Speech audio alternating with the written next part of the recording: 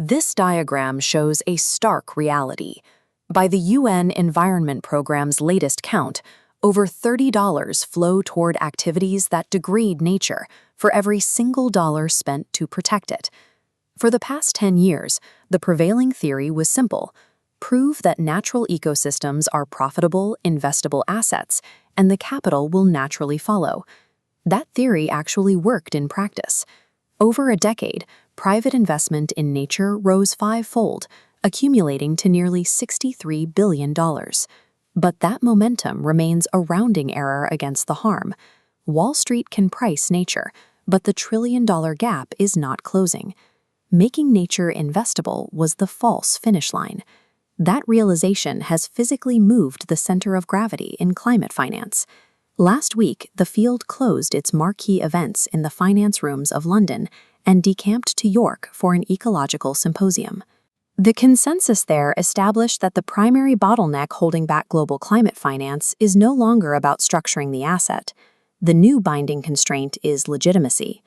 In this context, legitimacy requires that the financial terms of any conservation deal are explicitly accepted by the local rights holders who actually live on the land. A mathematically perfect climate instrument, drafted in a distant boardroom, will shatter upon contact with reality if it fails to answer whose terms it operates on. To see what this looks like on the ground, look at Southeast Asia's peat swamps and mangroves. These are the ultimate integrated assets, combining carbon mitigation, climate adaptation, and biodiversity into one physical space. Singapore researchers found these ecosystems cover 5% of the landmass, yet mitigate 770 million tons of carbon dioxide annually. Within a single hectare, 3 value streams operate simultaneously. Roots store carbon, structures buffer storms, and waters feed fisheries. To a foreign investor, a treasury department, or an international insurer, a single hectare of mangrove looks like a highly profitable, flawlessly diversified piece to add to their portfolio. However, a treasury agreeing on the financial value of a mangrove does not legally or physically protect it. That is where the 4 questions of York come in.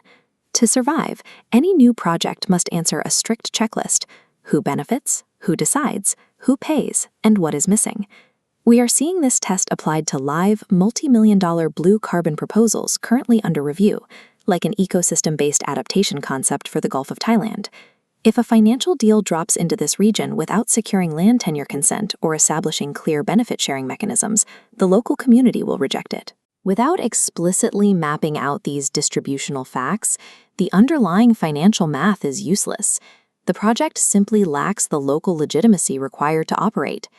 For program designers and development institutions, the instruction from York boils down to sequencing. Community consent and benefit-sharing mechanisms cannot be bolted onto a project after the term sheets are already signed and the capital is waiting in escrow.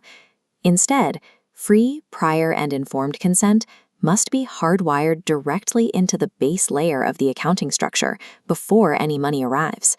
A project's entire financial architecture must be designed from day one so that the local rights holders themselves are the ones fiercely defending it. This requirement for local legitimacy is already altering global policy. The Global Environment Facility has placed ecosystem-based adaptation squarely at the core of its new strategy for the 2026 to 2030 funding cycle.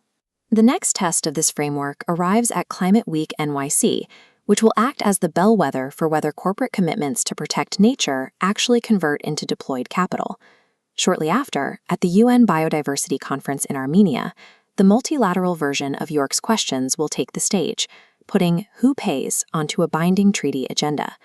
To close the trillion-dollar gap and protect these critical ecosystems, the capital must answer who benefits on the ground. If it doesn't, it simply will not stay.